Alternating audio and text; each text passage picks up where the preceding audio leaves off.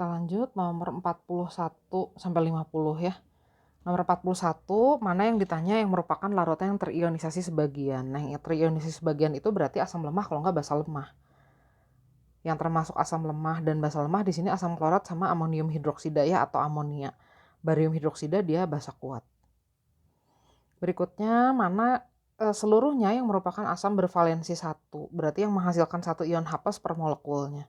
Yang ini ya. Yang E jawabannya. Karena semua ion H+nya jumlahnya 1 per molekul. Nomor 43, mana yang bertindak sebagai asam konjugasi menurut Bronsted-Lowry. Asam konjugasi biasanya kalau konjugasi itu yang ada di sebelah kanan atau yang produk. Kita cari aja mana senyawa yang bertindak sebagai produk dan dia H-nya lebih banyak terhadap pasangannya.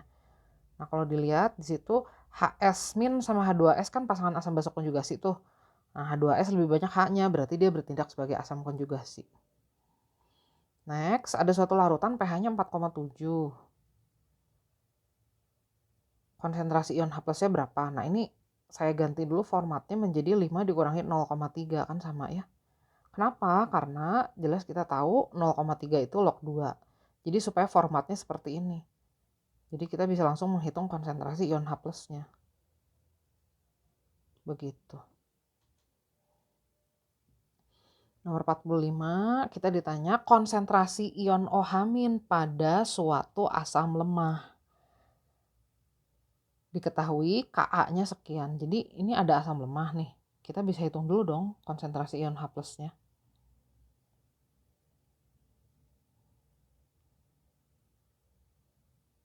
Nah, Ka-nya tetapan kesetimbangan asamnya 4 dikali 10 pangkat min 6.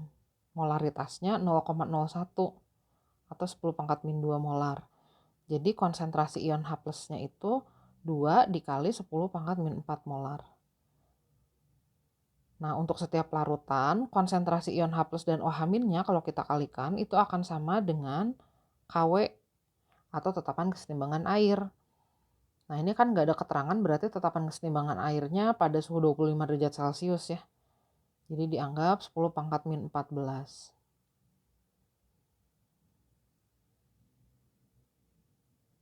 Gitu. H+ dan OH- dari airnya diabaikan di sini. Karena kelihatan tuh konsentrasi ion H+-nya aja udah 2 kali 10 pangkat min 4 ya. Kalau ditambahkan 10 pangkat min 7 kan bisa diabaikan ya 10 pangkat min 7-nya. Nah, ini jadi 0,5 dikali 10 pangkat min 10 atau 5 dikali 10 pangkat min 11 molar. Ini konsentrasi ion OH-nya.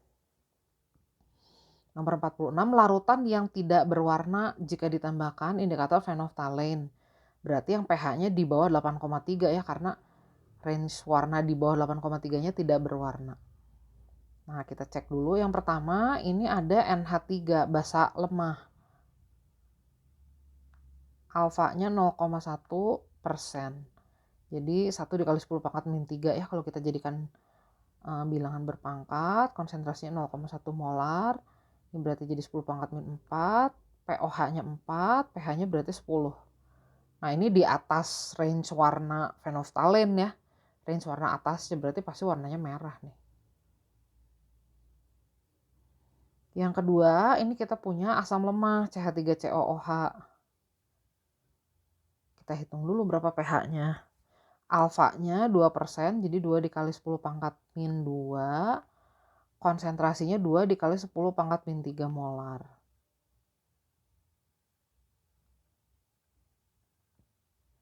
Berarti pH-nya 5 min log 4. Nah, ini jelas di bawah 8 ya. Jadi ini tidak berwarna dalam phenolphthalein. Yang ketiga, ini kita punya C6H5OH, itu adalah fenol. Fenol itu adalah asam lemah. Alfanya 0,1%, jadi 10 pangkat min 3. Nah, pH-nya 4. Ini juga di bawah 8,3. Jadi nomor 2 sama nomor 3 tidak berwarna dalam phenolphthalein. Nomor 47, diketahui pada keadaan tertentu Kw dari suatu larutan adalah nilai tetapan kesetimbangan airnya adalah 5 dikali 10 pangkat min 13. Kita ditanya berapa pH barium hidroksida 0,005 molar.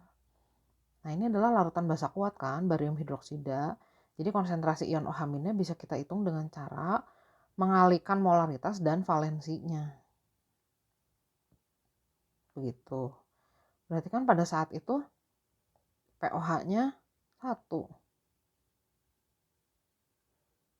Pada saat itu, nah ini pH ditambah pOH-nya ternyata tidak sama dengan 14. Oh, atau gini aja deh biar nggak bingung. Konsentrasi ion OH- kan segitu ya.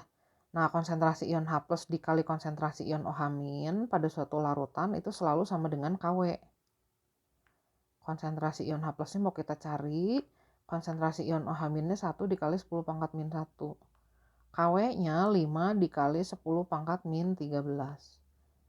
Jadi konsentrasi ion H+ pada saat itu adalah 5 dikali 10 pangkat min 12 molar. pH-nya berarti 12 min log 5.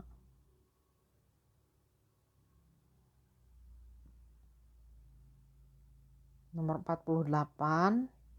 Suatu larutan dibuat dengan mencampurkan 4 tetes H2SO4 98% dengan 1 liter air. Ini berarti sama aja ya dengan menambahkan air ke H2SO4 atau pengenceran ini. Kita ditanya berapa pH larutan yang terbentuk. Kita hitung dulu ya molaritas sebelum pengencerannya. Ini satuannya masih dalam persen, konversi dulu ke dalam satuan molar. 98% dikali 10 dikali massa jenisnya 1,2 kebetulan di sini. MR-nya 98, jadi konsentrasi awal asam sulfatnya 12 molar. Kemudian diencerkan dengan ditambahkan air. Ditambahkan airnya kita anggap 1 liter. Volume akhirnya juga dianggap 1 liter ya. Volume awalnya 4 tetes, 1 tetes 1 ml 20 tetes. Berarti kalau 4 tetes, 4 per 20 ml. Volumenya dijadikan seliter atau 1000 ml. Kita hitung dulu M2-nya, ini kan berarti 1/5 ya. 1/5 dikali 20. 0,2 dikali 12 berarti 0,2 dikali 12 0,24 dibagi 1000. Ini berarti 24 dikali 10 pangkat min 5 molar. Konsentrasi ion H+-nya, nah ini asam kuat bervalensi 2. Jadi molaritas dikali valensi. Jadi 48 dikali 10 pangkat min 5 molar. Jadi pH-nya 5 dikurangi log 48. Jadi 5 dikurangi log 48-nya kita jadiin berapa nih?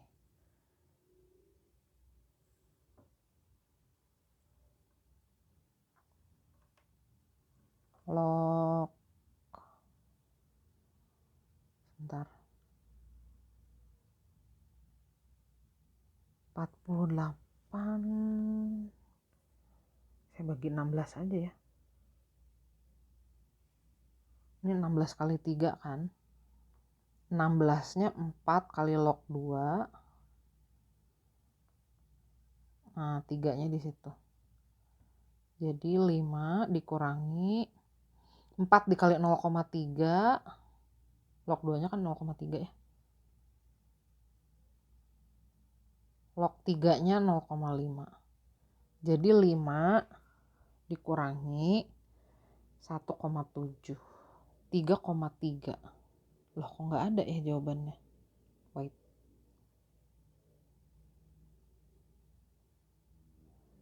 Oh, ini 2,4.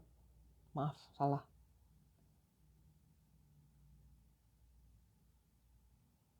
Jadi 24 dikali 10 pangkat min 4. Maafkan deh.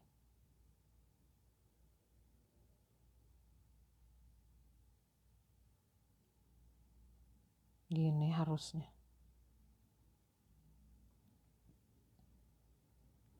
Jadi ada jawabannya 2,3.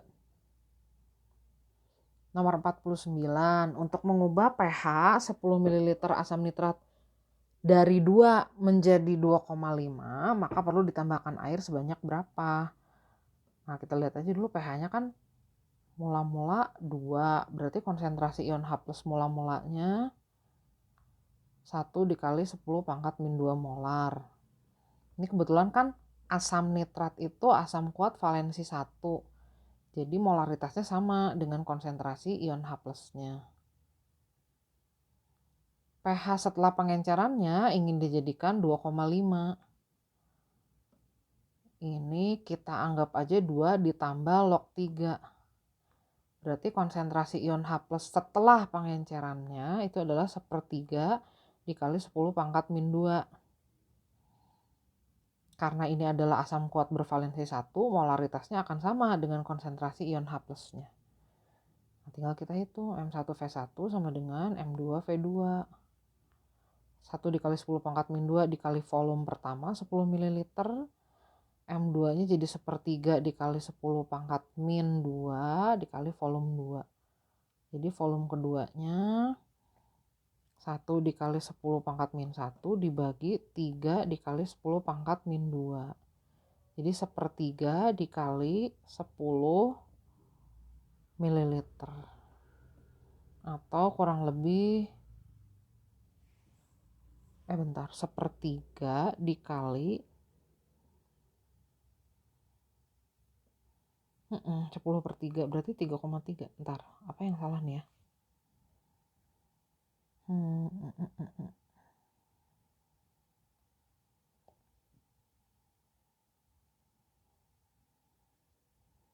Kan jadi 10 pangkat min 1 dibagi, oh ya iyalah, ini dibagi 1/3 ya.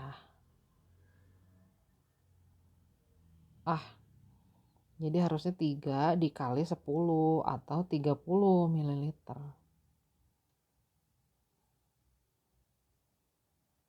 Nomor 50, campuran asam klorida, asam sulfat, sama air. Nah, kita hitung dulu ya. Asam klorida, konsentrasi ion H+-nya, molar dikali valensi kan. Valensinya 1. Terus kita hitung konsentrasi ion H+ dari asam sulfat. Ini asam kuat bervalensi 2.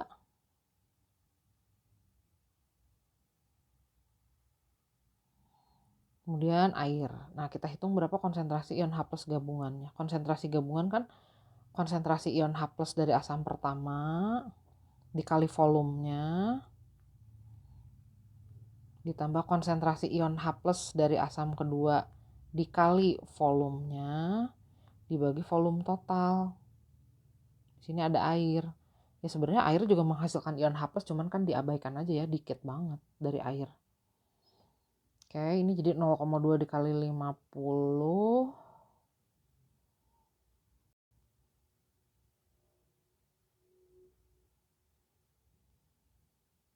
ditambah 1 dibagi 200. Ini jadi 11/200, benar gak sih?